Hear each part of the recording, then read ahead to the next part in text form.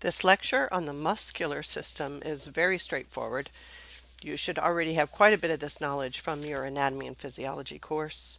We will review a variety of important things for you to know that relate directly to kinesiology.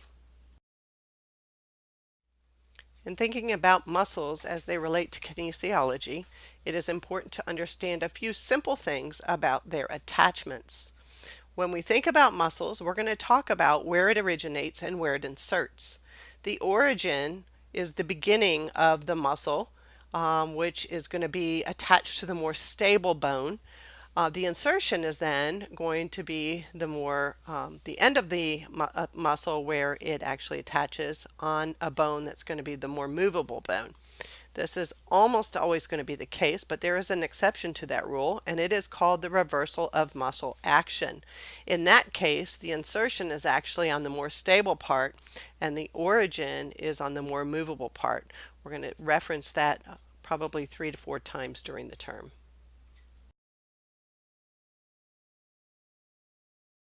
Muscles can get their names based on a variety of different things.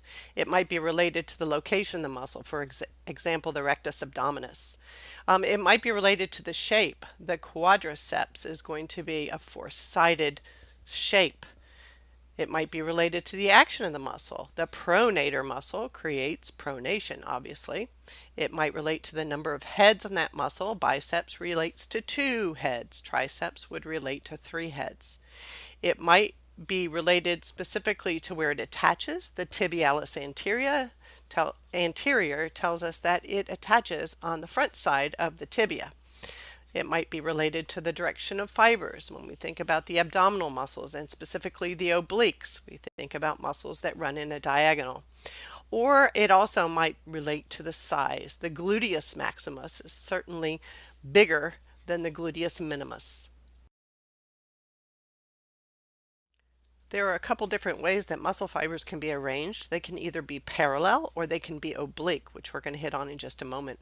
Parallel fibers in muscles tend to be much longer and provide that muscle with a much greater range of motion. However, sometimes probably not as much strength, and we're going to see something different when we look at obliques or the oblique muscle fiber arrangements. There are 4 different parallel fiber arrangements that your book references. The strap, which would be like a long and thin, something like the sartorius muscle. The fusiform arrangement, which is like the biceps muscle, where it begins thinner and comes wider towards the middle of the muscle and then tapers to a thinner arrangement. Rhomboidal, like the rhomboids on the back by your scapula, are four-sided and flat, very broad attachment. And the triangular arrangements would be something like the pectoralis major, which gives it sort of a fan shape. The slides that follow this are going to show you examples of what those each look like.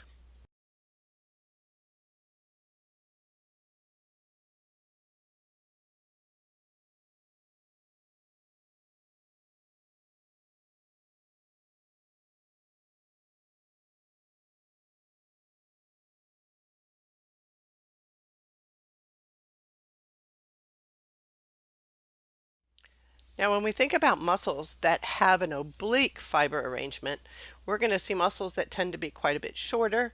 However, there's a lot more fibers per area in that shorter muscle. That gives it a much better strength potential. And typically, we think of these in terms of a feathered arrangement, sort of like a feather.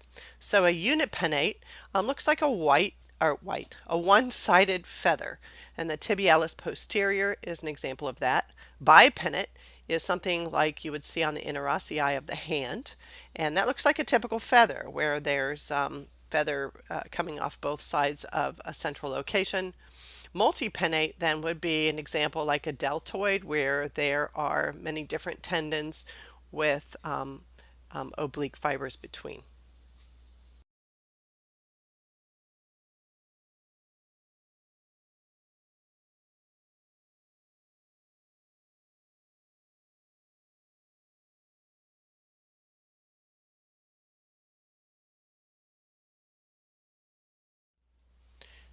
There are four concepts that describe the functional characteristics of muscle. One is called irritability, and that is what it takes to actually create a response to a stimulus or to stimulate the muscle. So, a more irritable type of muscle is going to contract with a lot less stimulus. Contractility is the ability of a muscle to shorten, and extensibility is the ability for the muscle to lengthen or stretch. Elasticity is the word used to describe a return to the normal resting state of that muscle. One concept that is important for you to understand is called the length-tension relationship of a muscle. Now, first of all, it is important to define tension, and tension is the force that's built up within a muscle that causes it to contract. When you think about kicking a ball, when we pull your leg back, there is a slight stretch before we contract that creates a better tension. Now, excursion is a term by itself that actually is the full length of the muscle from a fully contracted state through a normal resting position to a fully stretched state. And we're going to talk more about this in just a moment with another slide. But essentially, what is important for you to understand is a muscle at its resting state can contract to half of that. So if a resting state of a muscle is 6 inches, it can contract to 3 inches, and that's typically the most it's going to contract in its fully contracted length. However, if we think about the fully contracted length to take it to a fully stretched position, moving from a fully contracted state to a fully stretched state is actually 3 times that contracted length. So if our resting position is 6 inches, our fully contracted position is 3. 3 times that fully contracted position is 9. 3 times 3 is 9. So our fully contracted measurement would be 3 inches. Our resting position would be 6 inches. And our fully stretched position would be 9 inches. We're going to spend some time in class talking about active sufficiency. Active sufficiency is when a muscle cannot shorten any further. We're going to do an example in class where you're going to stand up, you're going to flex or bend your knee with your hip extended towards at a neutral position, and we're going to contract the hamstring. What you're going to find is that even though you still have some available range of motion at that joint, that muscle in a fully contracted state comes to a stop, and that is called active insufficiency. Passive insufficiency is the opposite of active insufficiency. Rather than the muscle not being able to contract any further, it's when the muscle cannot be elongated any further. So if you were to sit down with your legs straight out in front of you and reach forward to touch your toes, you would feel a stretch in your hamstrings, the same muscle that we just used for the active insufficiency exercise. You would find a point where it could not be elongated any further. Now, we're going to spend some time in class talking about something called tenodesis. This is not tendonesis, this is tenodesis. This is something you're going to learn about for use with spinal cord injury patients that you have, and you may have already had some of this in lab. But basically what happens is we're going to encourage those muscles not to stretch out. So if we sat down and stretched and reached to our toes every day for a period of time, we'd find that we can lengthen that muscle a little bit. In tenodesis, we use that shortened muscle state in order to help with grasp, and I will demonstrate that in class. This is a slide that shows you the length-tension relationship of a 6-inch muscle at rest. You can see where at fully contracted state, it would be a half of the resting state, and a fully stretched state would be 3 times the fully contracted state.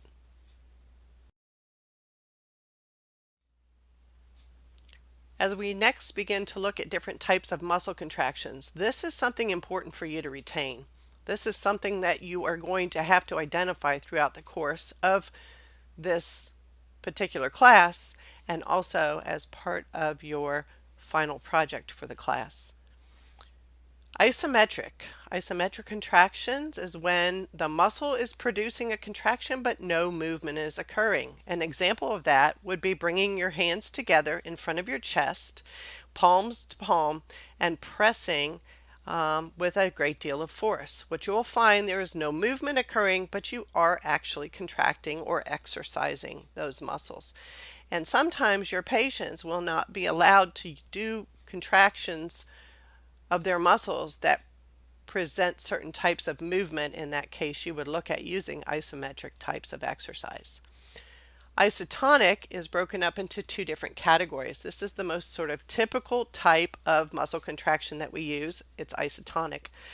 Isotonic means that there is a change in the muscle length. There is actually movement occurring. The joint is going to change. The angle is what that little symbol means. Joint angle changes. Concentric is when movement is occurring and the origin and insertion are moving closer together. If I was to pick up a can of pop off of the table and bring it to my mouth, I am producing a concentric contraction of my bicep muscle. Now, an eccentric contraction is when movement is also occurring, but this time the origin and insertion of that muscle are moving further apart. If we look at that bicep again and we bring the can of pop back down to the table, what you will notice is that you are extending your elbow. However, you are using an eccentric or lengthening contraction of the bicep to slow the rate of descent for that can to the table. Now, we typically think that when we are extending the elbow, we are using the triceps because that primary role of a tricep is to extend the elbow. However, we are not. We are using the bicep to slow the rate of descent using the same muscle that we use to bring that can of pop to our mouth. We will demonstrate that in class.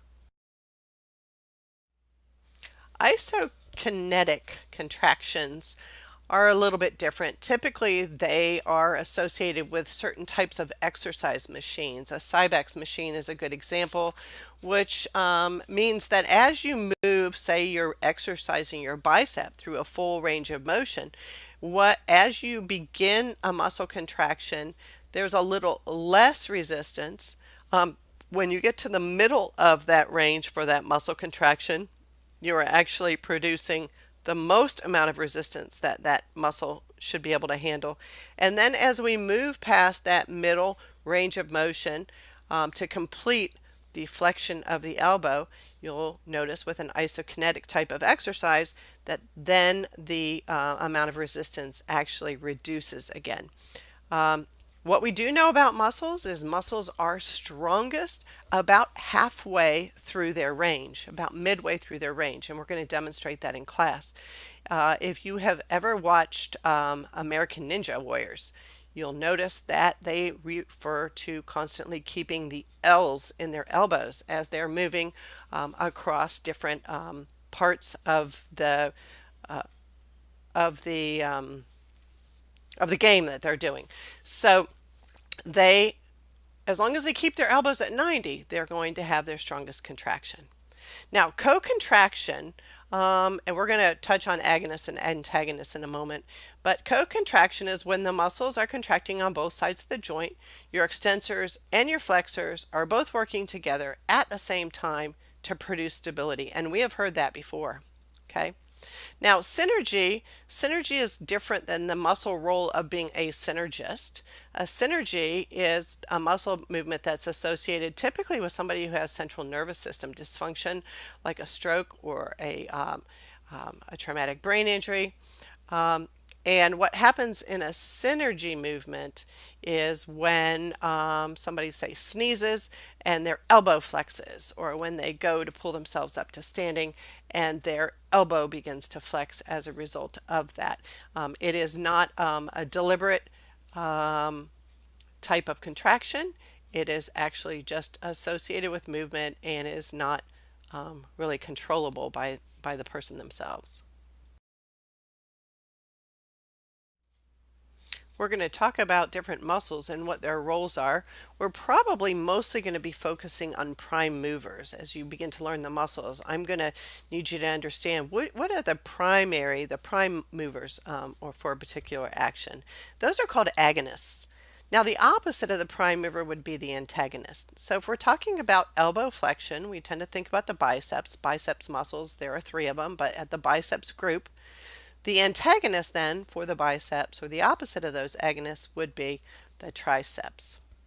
Now, a muscle can also be a stabilizer. So sometimes there is a muscle that helps another muscle to be much more effective in its movement. So when we think about the trunk muscles, and the trunk during gait needing to be very produce stability, so that when we walk or move our legs forward, our hip doesn't drop because our trunk muscles are working to keep us nice and upright and stable. So there are a number of muscles that might actually have a role of being a stabilizer. A neutralizer is a muscle that would help prevent an unwanted movement of some sort. Now, when we contract the bicep muscle flexes the elbow, but it also helps with supination, and we're going to talk more about that a little bit in class, and then we're also going to revisit it when we get into the muscles of the elbow. But a neutralizer is a muscle that turns on to prevent another type of movement. So the role of the bicep is to flex the elbow and to help with supination. And if we don't want to supinate when we flex the elbow, the pronator is going to turn on to prevent the supination from occurring. So the pronator becomes the neutralizer in elbow flexion when the biceps are working. A synergist is simply a helper muscle, and there are some very small muscles that help maybe to begin a motion so that other muscles then can do their role and produce a nice strong contraction. Now, a kinetic chain is an engineering term, and it really relates to a series of links that allow motion. In the human body, we're going to focus on closed kinetic chains and open kinetic chains. If you look in your book on page 58 and 59, it'll give you some extra information and show you some nice figures, some nice pictures. A closed kinetic chain would be when the more distal segment remains fixed and the more proximal segment then is moving.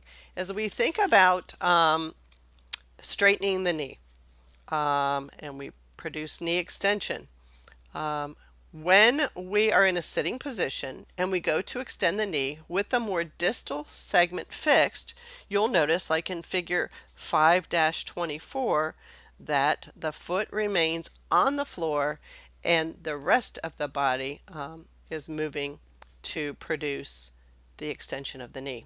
An open kinetic chain is then the opposite. If we focus on extending the knee again, this time as we're sitting in the chair and bringing the more distal segment into extension, you can see where on figure 5-25 that the same motion is occurring, but the more distal segment is producing is moving.